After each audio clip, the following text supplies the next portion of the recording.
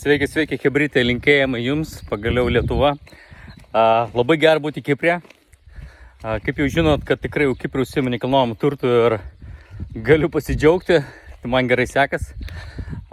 Padedu Lietuvą parduoti nekilnojamo turtą ir visai sėkmingai. Galiu papasakoti vieną labai gerą istoriją. Gabrielė, tau linkėjimai. Kartais mes negalim parduoti savo nekilnojamo turto dėl to, kad mes turim kažkokius įstikinimus galvoj. Negalim paleisti. Įstikinimai, kad nesigaus, kad nepasiseks. O Gabrielius istorija tame, kad nori gyventi Kiprėje ir mes netgi ieškom darbo, beje.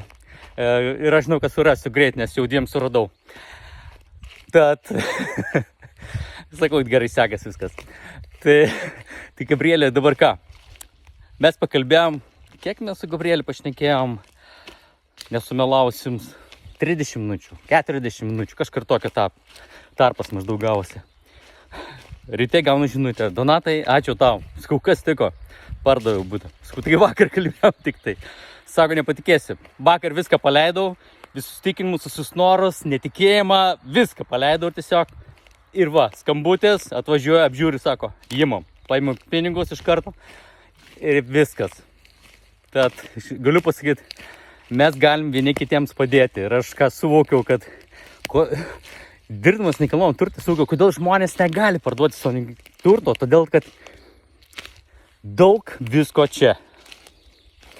Ir kodėl parduoda būtent kitas žmogus brokeris, ne? Dėl to, kad tas žmogus tiki savim, jis myli savo darbą, jeigu jam sekas, jis myli savo darbą, jis mato tai kaip misiją. Ir jisai, kaip psichologas, jums padeda susitvarkyti tam tikrus momentus gyvenime. Ir jūs atiduoda savo problemą tam žmogui, ir tas žmogus įsprendžia jūsų problemą ir jums atneša dar pinigus. Kur dar rasit geresnį dylą?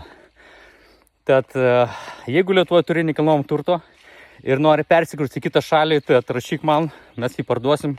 Bet pradžioje mes pakalbėsim, pakeisim čia. Ir būtas savaime parsiduos, tau nieko nereiks galvoti. Tiesiog va čia reikia viską pakeisti. Ir kviečiu į Kiprą gyventi. Bendruomenė didėja. Ir aš turiu misiją ten įkurti didelį lietuvių bendruomenę.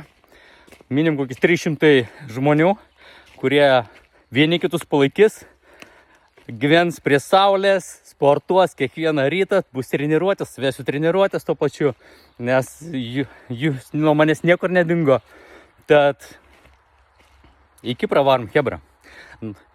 Jeigu norit daugiau informacijos, tai donatas.kantakevičius.lt, o jeigu norit dar daugiau informacijos, tai tiesiog parašykit laišką.